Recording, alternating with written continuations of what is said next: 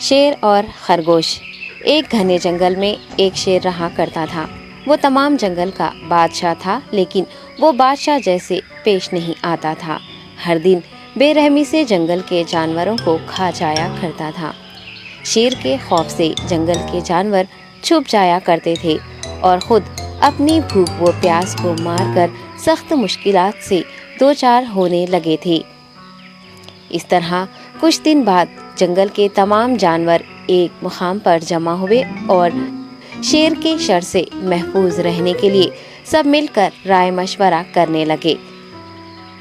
سب نے اپنی اپنی بات رکھی اور آخر میں ایک گیدڑ نے کہا، میرا خیال ہے کہ ہم روز شیر کے ہاتھوں مرنے کے بجائے ہم خود ایک بار شیر کے پاس چلے جائیں۔ اس طرح روزانہ شیر کسی ایک کو کھا لے گا اور ہم سب اپنی اپنی باری سے چلے جائیں گے اور بلا خوف و ڈر سکون سے زندگی گزاریں گے۔ گیدڑ کے مشورے پہ تمام جانور رضامند ہو گئے۔ ایک بندر نے کہا، ٹھیک ہے، تمہاری بات بالکل درست ہے۔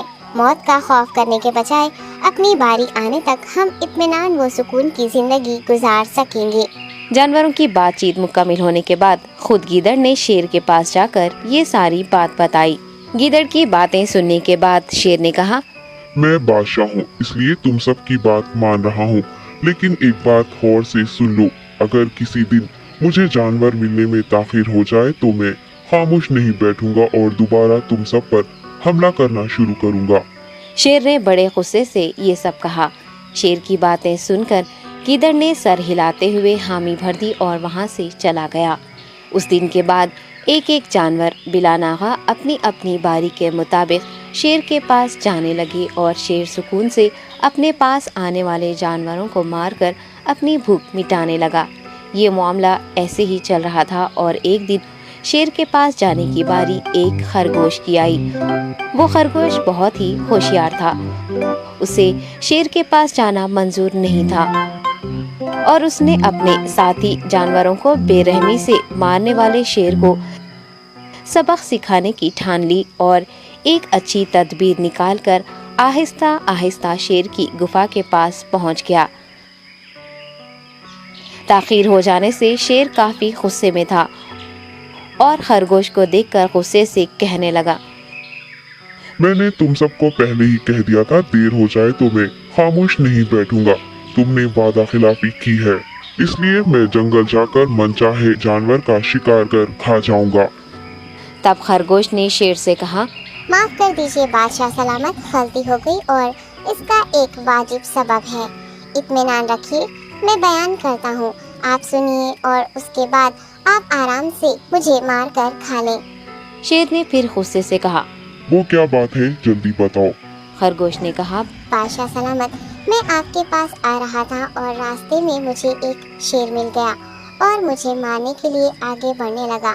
میں نے آپ کی بہادری کی بات اس شیر کے سامنے رکھی، لیکن وہ شیر آپ کے بارے میں بہت برا بھلا کہنے لگا۔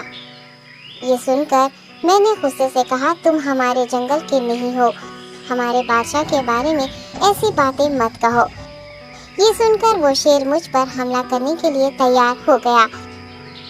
یہ دیکھ کر میں نے کہا، تم مجھے مارو گے تو ہمارے بادشاہ تمہیں ہرگز نہیں بخشیں گے۔ تب اس شیر نے کہا، تمہارا بادشاہ میرا کیا کر لے گا؟ میں نے کئی ہاتھیوں کو اپنے پنجے سے مار گرایا ہے۔ تمہارا بادشاہ ہو یا کوئی اور ہو، میرے ہاتھوں بچ نہیں سکتا اور میرے سامنے کوئی ٹک نہیں سکتا۔ میں اسے ختم کروں گا۔ یہ سب بدتمیزی کرنے لگا۔ میں نے اس شیر سے کہا، تم ہمارے بادشاہ سے آ کر بات کرو۔ تب اس نے فخر سے کہا، میں کیوں آؤں؟ تمہارے بادشاہ میں دم ہے تو اسے ہی یہاں لے کر آؤ۔ یہ کہہ کر مجھے دبانے لگا۔ بادشاہ سلامت، اسی لیے آنے میں تاخیر ہو گئی۔ یہ سنتے ہی شیر غصے سے کہنے لگا، چلو ابھی چلتے ہیں، اسے ختم کر دوں گا۔